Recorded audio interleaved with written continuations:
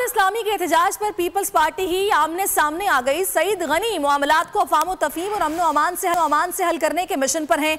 हाफिज नईमुर रहमान से मिलने इदारा नूर हक जा पहुंचे। कहा जमात इस्लामी के एतराज़ात के खात्मे के लिए जो कुछ कर सकते हैं करेंगे। जमात इस्लामी का पीपल्स पार्टी के साथ चलना कराची के मफाद में होगा। हमने ये यकीन दहानी कराई है कि जो एतराज़ात जमात इस्लामी के हैं उसमें अगर कहीं हुकूमत सिंध का कोई रोल बनता है, कोई हम किरदार अदा कर सकते हैं तो हम वो ज़रूर अदा करेंगे।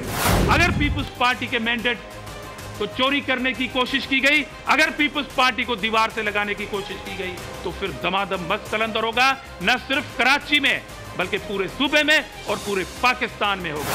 हम ये चाहते हैं कि पाकिस्तान पीपल्स पार्टी और जमात इस्लामी मिलकर इस शहर के बल्दियाती इदारों में साथ चलें और ये इस शहर के लिए, इस शहर के लोगों के लिए, बल्दियाती इदारों के लिए बहुत अच्छा मौका है कि दो मैच्योर पॉलिटिकल पार्टीज़ इस शहर के हालात को ठीक करने में अपने साथ मिलाकर आगे चलें। चूड़ियाँ फिर हमारे कारकुनों ने भी नहीं पहनी कि आप धरने लगाएंगे और हम कहेंगे कि जी हमारा मैंडेट आप लेके।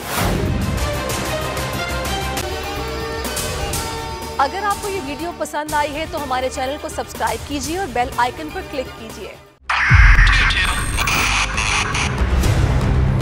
2022 बॉक्सर तोहफे भी देके गया पाकिस्तान की अवाम को एक तोहफा ये दिया कि अवाम को पता चल गया कि पाकिस्तान का मीडिया क्या है। साल 2022 में सबसे ज्यादा देखे जाने वाला चैनल बोल न्यूज रहा नंबर 1। हमने बहुत सारे शोज और ट्रांसमिशंस की, पूरा साल मुसलसल जदोजहद में निकल गया कि ये वोट ऑफ कॉन्फिडेंस के पीछे कौन लोग थे।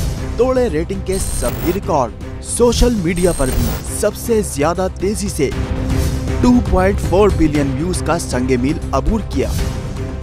एंकर्स को भी आवाम में सबसे ज्यादा मकबूलियत मिली और सोशल मीडिया पर भी बोल रहा सब पर सब्सक्राइब करें और बेल दबाएं ताकि कोई खबर रह न जाए।